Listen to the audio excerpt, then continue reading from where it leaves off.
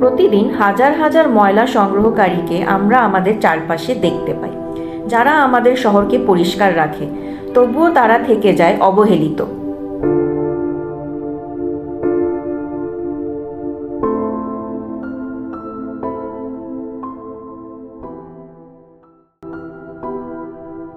আমার নাম জোসেফ বিশ্বাস। আমি বয়স 39 বছর। তো আমি মংলায় দীর্ঘ 15 বছর ধরে পরিষ্কার পরিচ্ছন্ন কর্মী হিসেবে কাজ করি। এখানেই আপনি কাজ করেন? পৌরসভার আন্ডারে কাজ করি। ওই যে এখানে যে বিভিন্ন ধরনের বর্জ্য পদার্থ দেখা যায়, কীভাবে আপনারা কালেক্ট করেন বা ম্যানেজ করেন? এগুলো আমরা কালেক্ট করি, আমাদের মহিলা রাস্তা ঝাড়ু দেয় বা পুরুষরা সেগুলো গাড়িতে করে সংগ্রহ করি, কালেক্ট করি।